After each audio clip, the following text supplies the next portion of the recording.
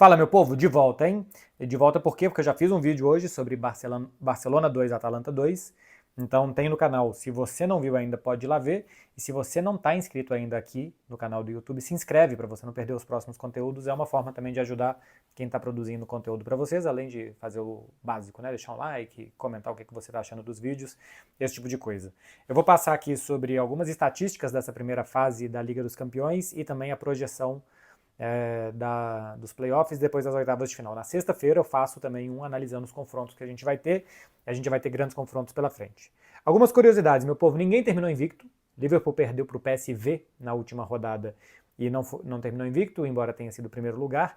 E aqui já tem algo muito interessante, se a gente olha a classificação, e os empates triplos e quíntuplos, eu não sei falar quíntuplos, imagino que seja, em pontuação. A gente teve 3 times com 19 pontos, separados pelo saldo de gols, 5 times com 15 pontos, com 13 pontos mais 5 times, com 11 pontos 4 times. Isso aqui mudou quem foi direto para as oitavas e quem ficou de fora dos playoffs. Todo gol importa na nova Liga dos Campeões. É impossível a gente fazer projeções e mostrar a classificação na segunda rodada, na sexta rodada, na sétima rodada, na oitava rodada, no intervalo dos jogos, porque todo gol pode mudar tudo. Pode fazer um time subir 2 posições, que faz outros 2 times caírem em 2 posições, que muda os confrontos nos playoffs, que deixa um time fora, que coloca um time na tabela de classificação colocado para disputar a próxima fase. Todo gol importa nessa Liga dos Campeões. Se a gente for ver nesses empates em pontuações, 3 times com 19, mais 3 times com 16. 6 times que tiveram seu destino definido por saldo de gols. 5 times com 15, 5 times com 13, 4 times com 11. Em times que tiveram seu destino baseado em saldo de gols, foram 3 mais 3, 6, mais 5, 11, mais 5, 16, mais 4, 20 dos 24 times classificados tiveram seu destino selado pelo saldo de gols, porque empataram em número de pontos com alguma equipe. Bom, é 20 de 25, né? Porque a nota de corte foi 11 pontos e o 25º colocado fez 11 pontos na tabela de classificação. Repito, gente, todo gol importa. Algumas curiosidades. Entre os 8 primeiros, teve um time do pote 4, o Aston Villa, um time do pote 3, o Lille. O Aston Villa é uma mentira no pote 4, né? Por que o Aston Villa era pote 4? Porque ele não disputa há mais de 30 anos Liga dos Campeões, competições europeias, então ele não tem coeficiente bom. Mas é um time de Premier League, um time que foi forte na temporada passada e que segue forte na Premier League, mas não é um time dos piores da Europa, por assim dizer, o Aston Villa. Um time do pote 3, o Lille, que aliás meteu um 6-1 no Feyenoord, não sei o que aconteceu com o Feyenoord na última rodada, mas grande vitória do Lille, entra também entre os 8. 3 times do pote 2, Arsenal, Leverkusen e Atlético de Madrid, e 3 times do pote 1, Liverpool, Barcelona e Inter. Olho, hein? Esse negócio de pote 1, os maiores times da Europa, os melhores times da Europa, dos 9, só 3, um terço apenas, esteve entre os 8 primeiros. Está garantido nas oitavas de final. Entre os eliminados, um time do pote 1, o Leipzig, chegou como pote 1 e foi eliminado. Um time do pote 2, o Shakhtar Donetsk. Pô, o Shakhtar Donetsk é pote 2? Porque ele domina o futebol ucraniano dos últimos anos, ele está sempre na Champions, então ele está sempre pontuando e tendo algum coeficiente. 6 times do pote 4, 4 times do pote 3. Do pote 4, que era o mais fraquinho, 3 conseguiram se classificar pelo menos para playoff. A nota de corte, 11 pontos, bem maior do que a UEFA tinha imaginado. Eu tive no briefing da UEFA em Mônaco, um dia antes do sorteio, e eles falaram ali com os jornalistas num bate-papo que eles fizeram com a gente, que 7 pontos era a pontuação segura que eles achavam que um time chegaria entre os 24. Erraram por muito, muito mesmo. Uma análise dos potes. Do pote 1, 3 entre os 8, 5 entre 9º e 24º nos playoffs, um time fora. A mesma estatística para o pote 2, 3 entre os 8, mais 5 entre os 24 e 1 fora. O pote 3, um time entre os 8 primeiros, 4 times entre os 24 e 4 times do pote 3 foram eliminados da Liga dos Campeões, não disputam na Europa League, estão fora de competições europeias essa temporada. E do pote 4, um time entre os 8, mais 2 times entre os 24, Mônaco e Clube Bruges, também se classificaram e vieram do pote 4, e 6 times do pote 4 não conseguiram se classificar. Confrontos que a gente poderá ter, o sorteio é na sexta-feira, às 8 da manhã do horário de Brasília, os confrontos que a gente pode ter no playoff. Eu vou mostrar para vocês Isso aqui é uma captura de tela do próprio aplicativo da Liga dos Campeões. Como que vai funcionar? Liverpool e Barcelona, cada um vai para um lado da chave, e depois Mônaco ou Brest, cada um vai ser sorteado para um lado da chave, PSG e Benfica, cada um vai ser sorteado para um lado da chave, e a gente vai ter um confronto. O Mônaco vai jogar ou contra o Benfica ou contra o PSG, e o Brest vai jogar ou contra o Benfica ou contra o PSG. Definidos quais vão ser esses dois confrontos, a gente vai ver quem é que vai jogar ou contra o Liverpool ou contra o Barcelona. Liverpool e Barcelona vão definir em casa os seus confrontos de oitavas de final, e aí o 15º e o 16º, Paris Saint-Germain e Benfica, definem em casa os playoffs. O Mônaco vai jogar a segunda partida fora e o Brest também.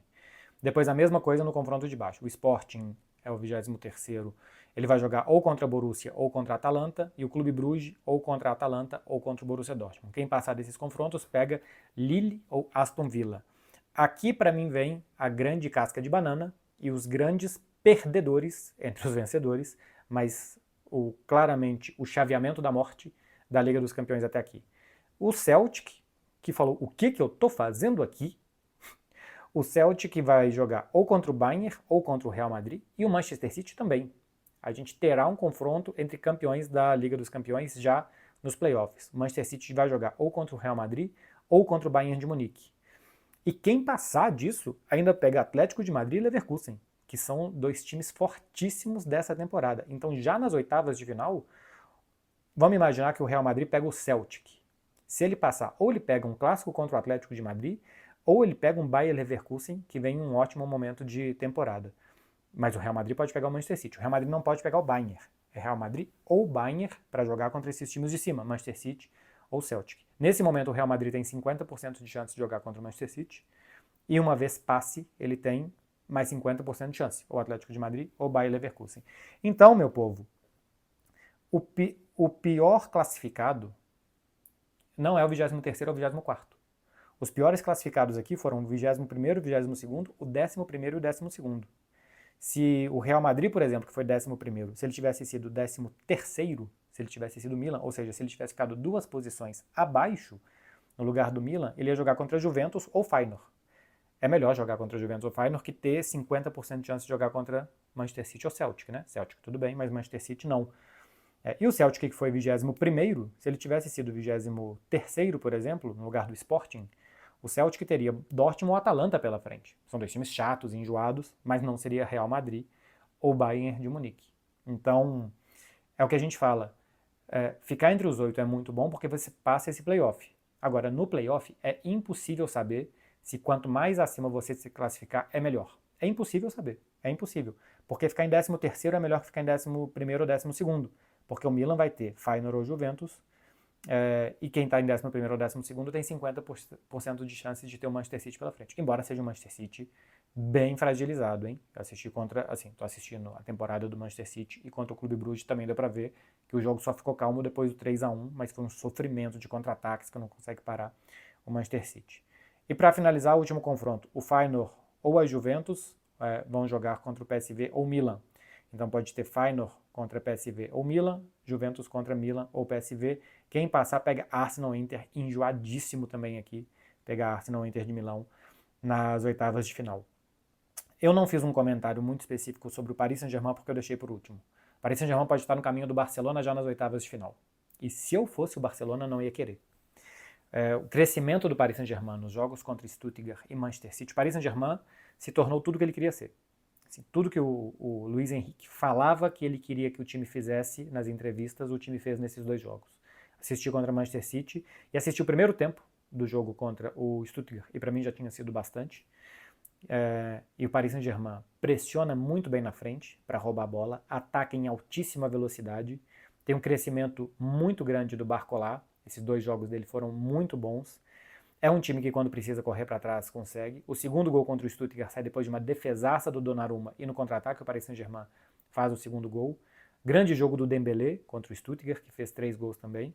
Contra o Manchester City ele pegou um time que gosta do controle e não deixou o Manchester City ter o controle. Contra o Stuttgart pegou um time de Bundesliga e jogou mais a Bundesliga do que o próprio time de Bundesliga.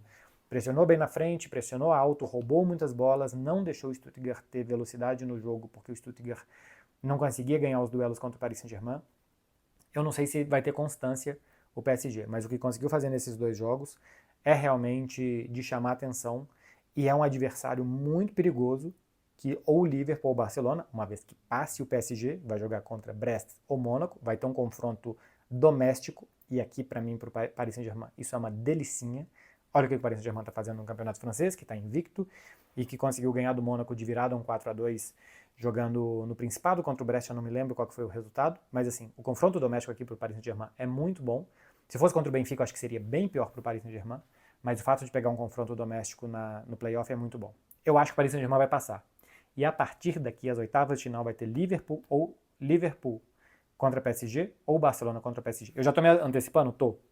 Mas aqui eu acho que assim, Paris Saint-Germain aqui é 80% de chance de passar. Então, para Liverpool ou para Barcelona ficou ruim também, tá? O primeiro e o segundo colocados tem 50% de chance de ter uma cascaça de banana pela frente, que é o Paris Saint-Germain. Assim, o que eu vi do Paris Saint-Germain contra Manchester City e contra Stuttgart me chamou muito a atenção. É o melhor time, é o time mais melhorado da Champions nas duas rodadas finais. Esses dois jogos, dia 21, 22 e depois 29 de janeiro, é o time mais melhorado.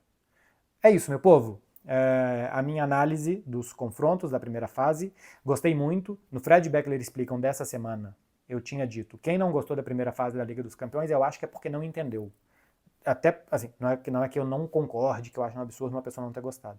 É porque eu acho que é tão boa essa primeira fase, ficou tão boa, os jogos realmente são tão decisivos, cada rodada é tão importante. Golear um time que você está ganhando pode ser tão importante. Vai jogar contra um Sturm Graz da vida, contra um Slovan Bratislava. Encher o carrinho de gols pode fazer toda a diferença para você subir uma ou duas posições no final, por esses empates quíntuplos que a gente teve pela frente.